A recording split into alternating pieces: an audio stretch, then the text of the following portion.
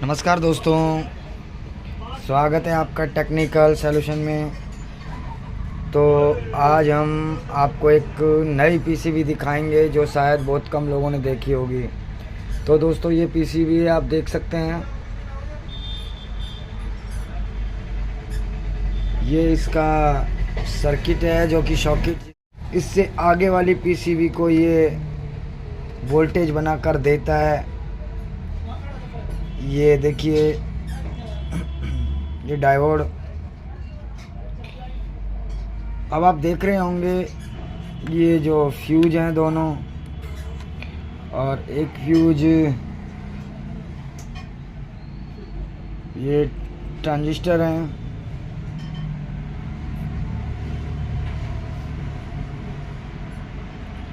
ये दोस्तों ट्रांसफार्मर हैं, ये तीनों ये डीसी सप्लाई देंगे।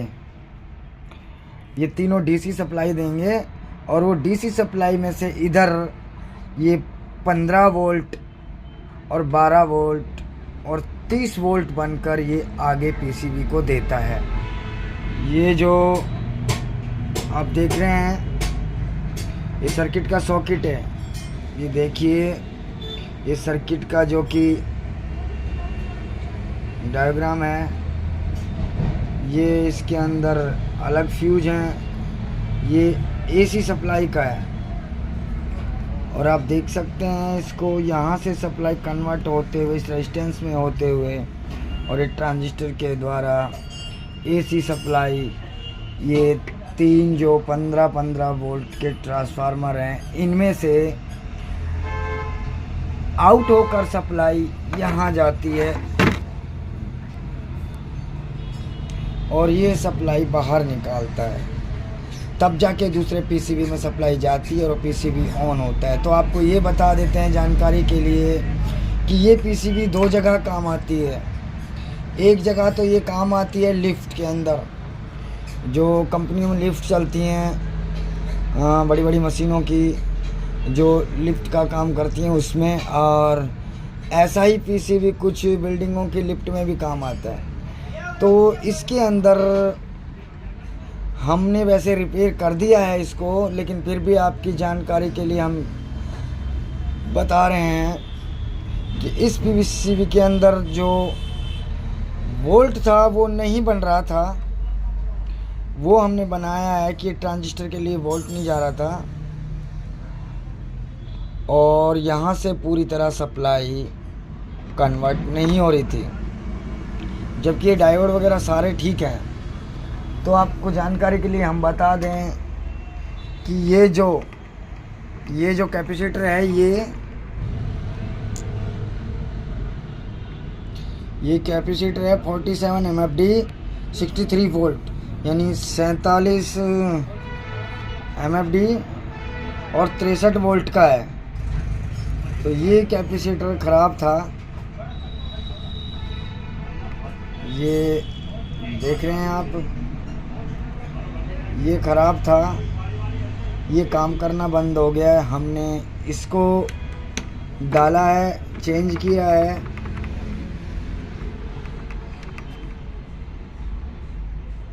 और दूसरा ये जो है, ये कैपेसिटर और ये रेजिस्टेंस, ये भी रेजिस्टेंस, ये एक फ्यूज का काम करती है और ये रेजिस्टेंस।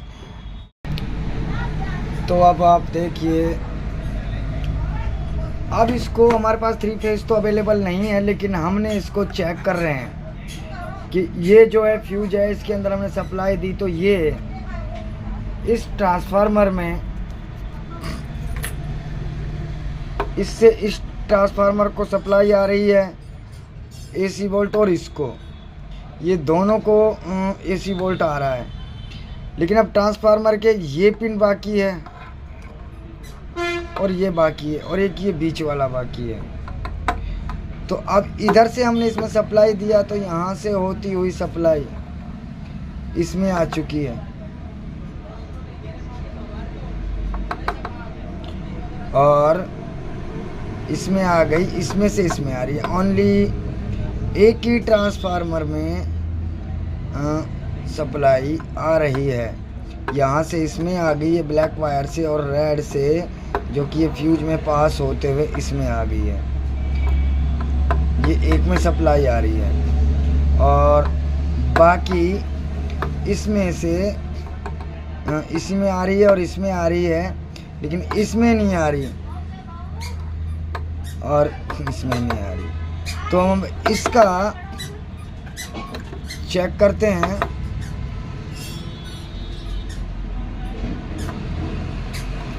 इसको जो ये ट्रांसफार्मर है, ये सप्लाई इसकी पूरी आ रही है या नहीं आ रही है। तो दोस्तों अब इसमें हम एसी की सप्लाई देते हैं। ये दे दी है और हमने स्विच ऑन कर दिया है। तो अब जो ये वाला ट्रांसफार्मर था, तो हमने ये पिन लगा दी है इधर से ग्राउंड का। तो हम देखते हैं इस पे पहले तो सप्लाई।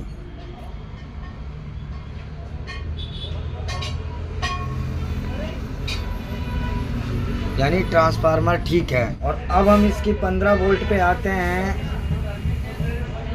तो 15 वोल्ट हम यहाँ चेक करते हैं।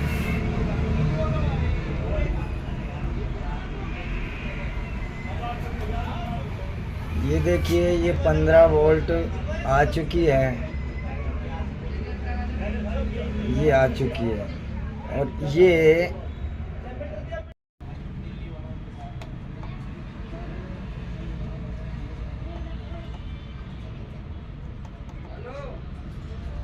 ये देखिए 15 वोल्ट आ रहा है। ये वोल्ट हमारा ओके है। और अब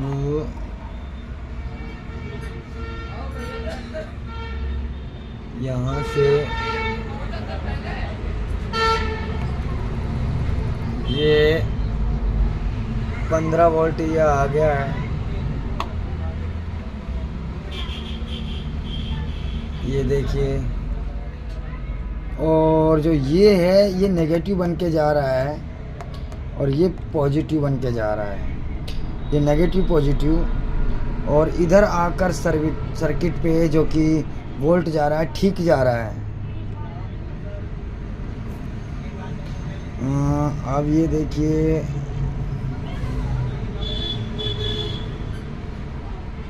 सही वोल्ट आ रहे हैं।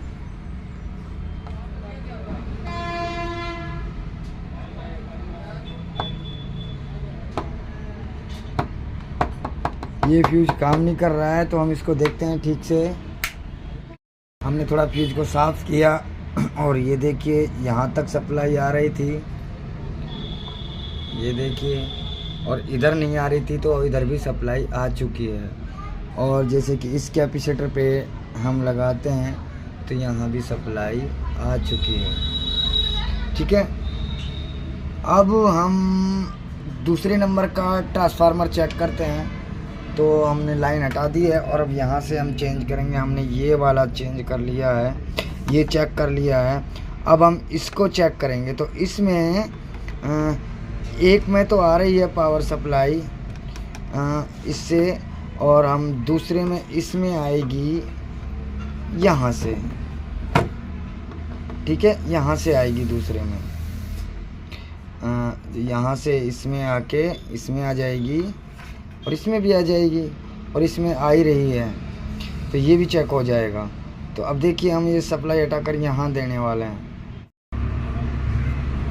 हमने यहाँ से सप्लाई यहाँ दी, यानी दूसरा हमने जो लाइन है वो आप चेक कर रहे हैं, और उसका ये ट्रांसफार्मर है, इसमें से लाइन इसमें आ चुकी है और इसमें से इसमें आ रही है। तो हम अब ये चेक करते हैं तीसरे वाला।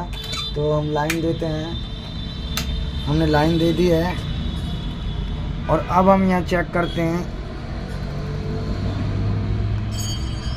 ये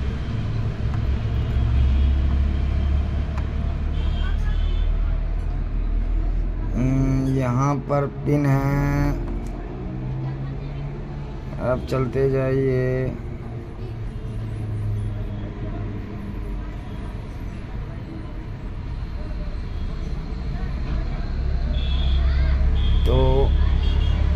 डायोड में ये सप्लाई आ चुकी है। तो इसमें देखिए वोल्ट चेक कराते हैं आपको कितना वोल्ट आ रहा है।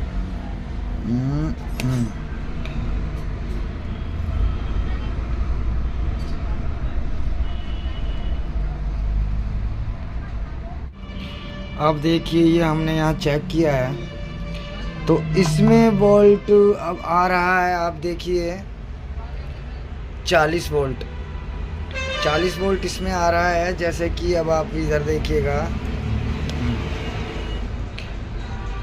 ये देखिए तो ये 40 वोल्ट है, ये आ रहा है 220। ये 40 वोल्ट आपका डीसी में आ चुका है, ये देखिए। और ऐसे ही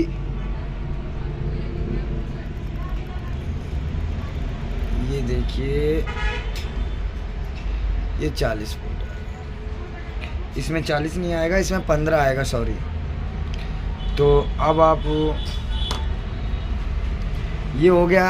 अब चलते हैं हम अब तीसरे इस ट्रांसफार्मर को यानी सप्लाई देना चाहते हैं।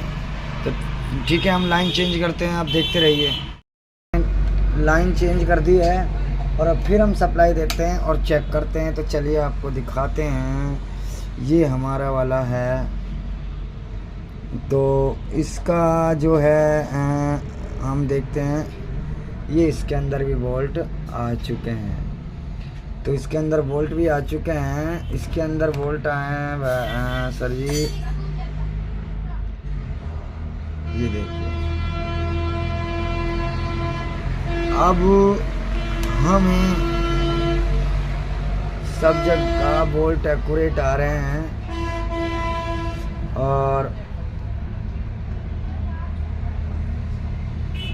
अब ये पीसीबी हमारी ओके है।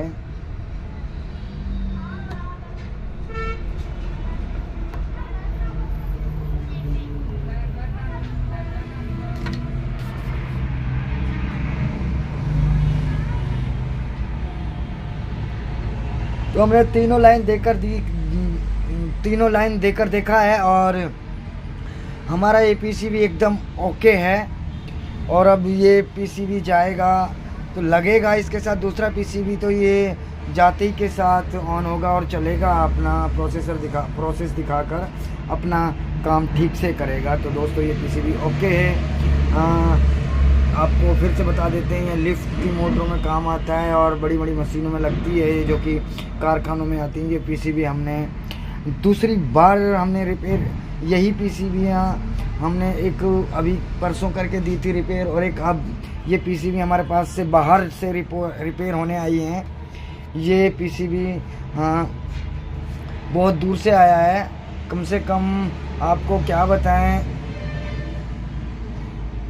भिवाड़ी के इंडस्ट्रियल एरिया से आई हैं हमारे पास। और ये पीसीबी हमने रिपेयर कर दी हैं और ये अब ओके हैं। इससे पहले एक और पीसीबी हमने रिपेयर की थी और वो पीसीबी अब जाकर वहाँ अपना वर्क कर रही है, चल रही है। तो दोस्तों अगर दिमाग लगाओ तो ऐसा कुछ भी नहीं है इस पीसीबी में। आराम से आप इस पीसीबी को रिपेयर कर सकते हैं और ये ठीक से वर्क कर देगा और आपको ज़्यादा मशक्कत नहीं करनी पड़ती। मात्र एक बस ओनली आप दिमाग लगाइए, सब ठीक हो जाता है। और ये पीसीबी इतनी महंगी है दोस्तों, अब हमने तो कभी ख़रीदा नहीं है, ना ही हम ख़रीद सकते हैं क्योंकि हमारे काम का नहीं है पीसीबी। लेकिन जो इसको रिपेयर करवाने के लिए जो बंदा आया था, वो इस कंपनी के मैनेजर के साथ आया था, जो इंजीनियर है। तो इंजीनियर जो रिपेयर करता है, जिससे वो लेके आया था हमारे पास, तो उसने इसकी प्राइस हमें बहुत बताई है।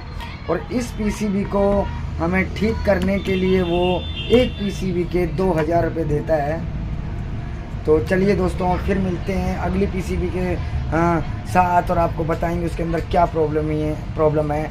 तो दोस्तों हम चलते हैं, और जिन लोगों ने हमारे चैनल को सब्सक्राइब नहीं किया है हमारे चैनल को सब्सक्राइब करें और लाइक करें, शेयर करें, जिससे कि औरों को भी पता चले। और जो भी बातें हैं कमेंट बॉक्स में कमेंट करें। नमस्कार।